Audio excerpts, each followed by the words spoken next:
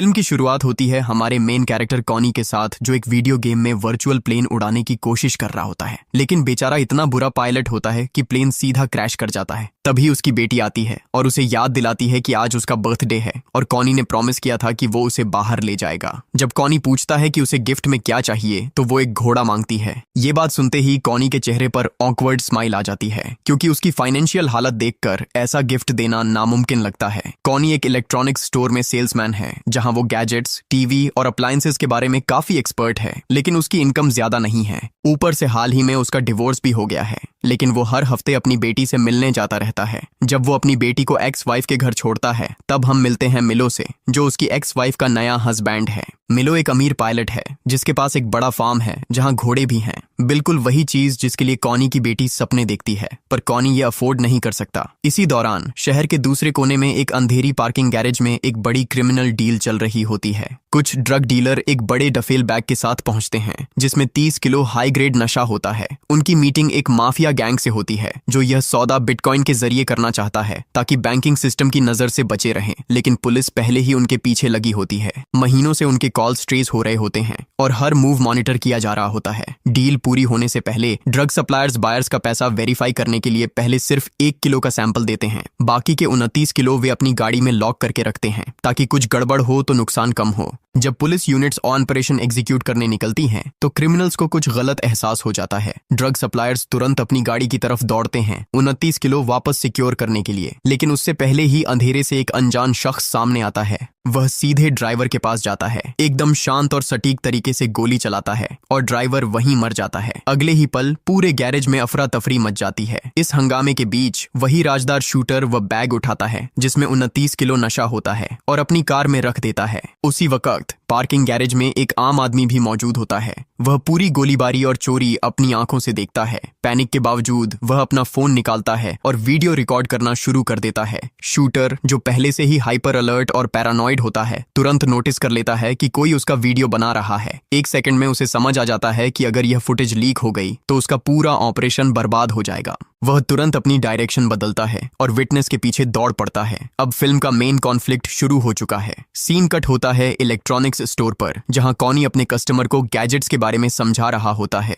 Technical specifications, audio output, refresh rate, सब कुछ इतनी कॉमनली एक्सप्लेन करता है कि कस्टमर्स जेन्युइनली इम्प्रेस्ड होते हैं। स्टोर बंद होने के थोड़ी देर पहले एक डायना नाम की कस्टमर आती है। उसे हेडफोन चाहिए होते हैं। कॉनी उसे एक बेहतर मॉडल सजेस्ट करता है, कहता है कि डेसिबल आउटपुट और साउंड क्वालिटी दोनों सुपीरियर हैं और प्राइस भी अफोर्डेबल है। डायना उसके ऑनेस्ट सजेशन से खुश होती है और वही हेडफोन ले लेती है। स्टोर बंद होने के बाद मैनेजर कॉनी से एक फेवर मांगता है और कहता है कि एक कस्टमर को अर्जेंटली टीवी इंस्टॉल करवाना है। कॉनी हमेशा की तरह बिना सोचे हाँ कर देता है। वह अपना टूल किट लेकर कस्टमर के घर पहुंचता है। वह कहती है कि टीवी का पूरा सेटअप भी कर देना, फिर वह किसी काम से बाहर चली जाती है। कॉनी अपने हेडफोन पहनकर काम में लग जाता है। उसे जरा भी अंदाजा नहीं होता कि इसी घर के दूसरे कमरे में मौत का खेल चल रहा है। यह उसी आदमी के घर में होता है जिसने गैरेज का पूरा सीन रिकॉर्ड किया था। शूटर उसका पीछा करते हुए यहाँ तक आ गया है। कॉनी के पीछे खड़ा होकर वह शूटर उस आदमी को गोली मार देता है और फिर वहां से भाग जाता है।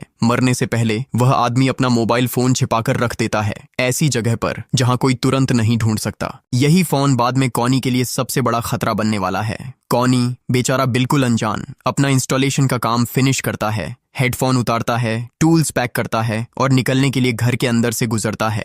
तभी उसकी नजर मरे हुए आदमी पर पड़ती है। कॉनी एक पल के लिए फ्रीज हो जाता है। उसे समझ नहीं आता कि क्या करे, कॉल करे, भागे या बस खड़ा रहे। इसी बीच सिसिलिया वापस घर आ जाती है। वह अंदर आती है और अपने हस्बैंड को मरा हुआ देखती है, जबकि कॉनी उसके पास खड़ा होता है। कुछ मिनट में पुलिस आ जाती है और कॉनी को अरेस्ट कर लेती है। कॉनी बार बार समझाता है कि वह बस टीवी इंस्टॉल करने आया था, लेकिन वह पुलिस का प्राइम सस्पिशन बन जाता है। घर में फोर्स एंट्री का कोई साइन नहीं होता और उस वक्त घर में और कोई था भी नहीं। पुलिस बिना ज्यादा सोचे समझे उसे कस्टडी में ले लेती है।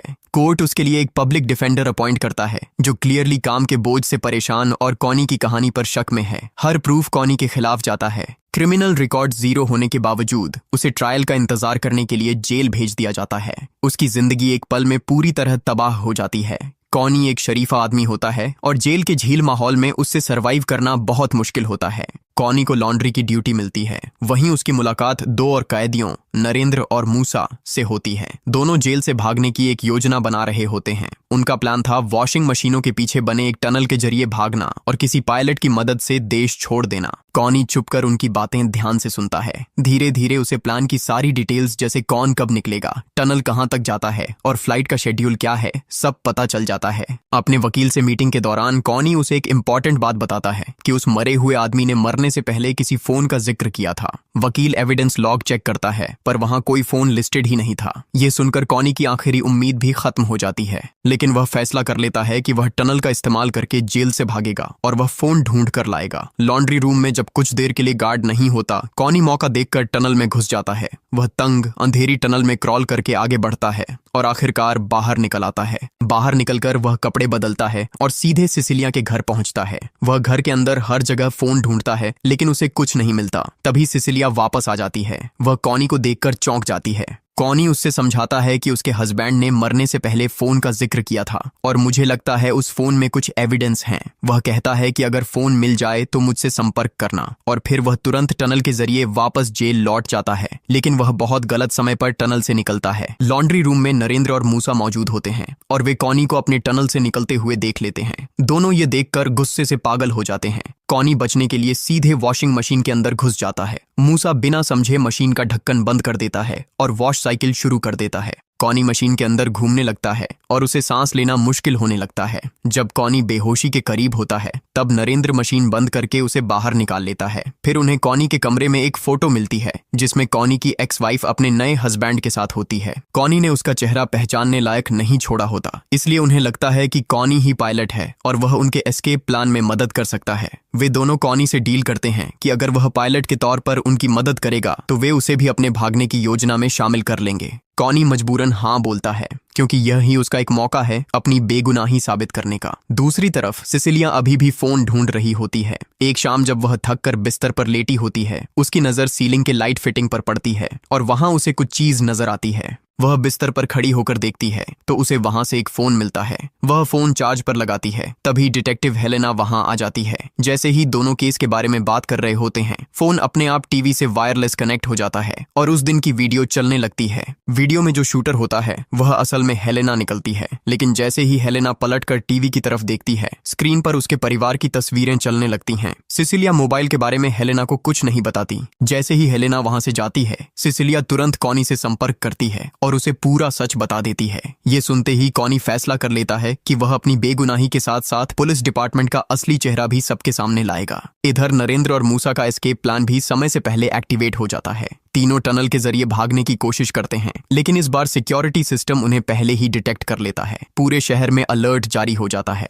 सेसिलिया किसी तरह वीडियो एविडेंस कॉनी तक पहुंचा देती है, लेकिन हेलेना उन्हें ट्रैक कर लेती है और पुलिस की गाड़ी में उनका पीछा करने लगती है। तभी मूसा गोली चलाकर उसकी गाड़ी का टायर उड़ा देता है। इससे वह वहां से सेफली बचकर निकल जाता है और सीधा एयरपोर्ट तक पहुंचता है। हेलेना कॉल करके डिपार्टमेंट से बैकअप मंगवाती है। उधर कॉनी प्लेन के कॉकपिट में चला जाता है, लेकिन उसे जहाज चलाना बिल्कुल नहीं आता। घबराकर वह प्लेन की विंडो से छलांग लगा देता है और एयरपोर्ट की तरफ भाग जाता है। वहां हम डायना को देखते हैं, वही हेडफोन वाली कस्टमर। पता चलता है कि वह असल में एक अंडरकवर कॉप है और हेलेना की जूनियर है, लेकिन उसे पूरा यकीन होता है कि कॉनी बेगुनाह है। इसी दौरान हेलेना एयरपोर्ट पर कॉनी को देख लेती है और सीधा उस पर गोली चला देती है। गोली लगने से कॉनी जख्मी हो जाता है और उसे अस्पताल में शिफ्ट कर दिया जाता है। हेलेना अपने पुलिस एक्सेस का फायदा उठाकर अस्पताल के रूम में घुस जाती है और कॉनी को इंजेक्शन देकर मारने की कोशिश करती है, पर डायना वक्त पर पहुंच जाती है। उसकी आवाज सुनते ही हेलेना छुप जाती है। डायना अंदर आती है और कॉनी के हाथ पर जहरीला इंजेक्शन देखकर सब समझ जाती है।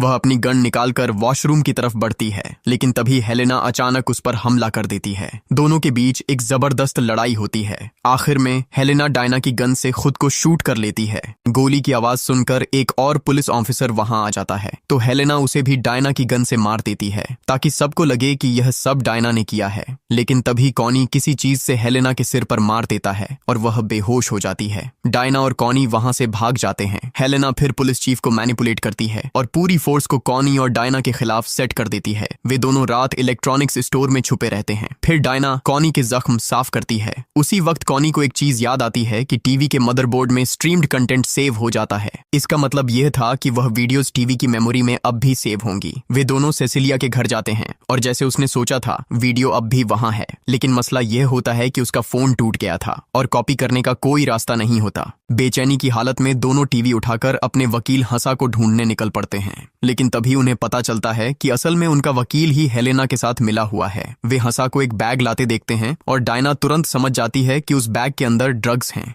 लेकिन कंफर्म करने के लिए उन्हें और पास जाना पड़ता है। कॉनी अभी हेलेना और हंसा की पार्टनरशिप समझने की कोशिश ही कर रहा होता है कि तभी डायना सब कुछ साफ कर देती है।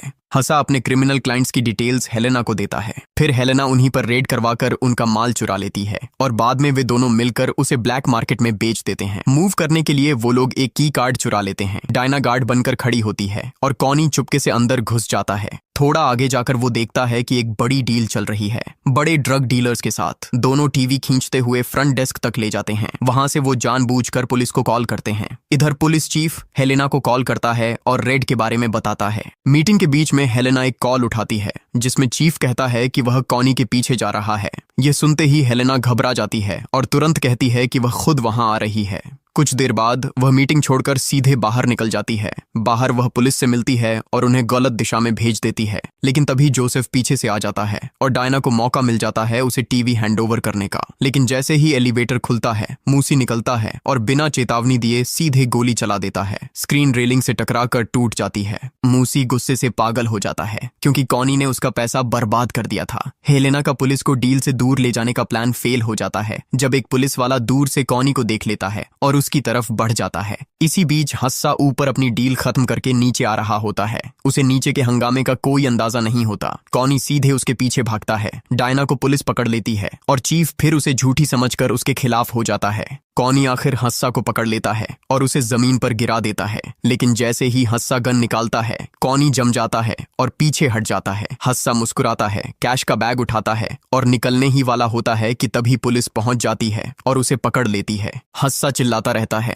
लेकिन बैग वहीं गिर जाता है। कॉनी बैग उठाता है और निकल जाता है। तभी मूसी की आवाज आती है। बिना सोचे कॉनी बैग उसकी तरफ फेंक देता है और अपना वादा निभाते हुए चोरी का पैसा वापस कर देता है। इसी दौरान डायना अफसरों से लड़ रही होती है। चिल्लाते हुए कहती है कि उसके पास हेलेना के खिलाफ सारे सबूत हैं। हेलेना शांत रहती है और सीधे टेसर चला देती है जब तक डायना बेहोश नहीं हो जाती। ये सब देखकर चीफ को शक होने लगता है। कॉनी चुपके से टीवी स्क्रीन उठाता है और निकल जाता है। वो एक कमरे में जाता है और एक स्टाफ मेंबर की मदद से टीवी की हार्ड ड्राइव को एलिवेटर की स्क्रीन से कनेक्ट कर देता है। जोसेफ पहले से ही थोड़ा शक में था, लेकिन जब उसने अपनी आंखों से वो वीडियो देखा तो उसने बिना देर किए हेलेना के हाथ में हथकड़ी डाल दी। जब हेलेना को ले जाया जा रहा होता है, रेडियो पर रिपोर्ट आती है कि अब वो प्राइम सस्पेक्ट है। ड्रग माफिया, वकील और हेलेना सभी पुलिस की कस्टडी में होते हैं। चीफ डायना से माफी मांगता है कि उसे पहले ही उसकी बात मान लेनी चाहिए थी और कॉनी को बेकसूर साबित कर दिया जाता है। वो घोड़े पर बैठकर अपनी बेटी से मिलने जाता है, लेकिन उसे कंट्रोल नहीं कर पाता।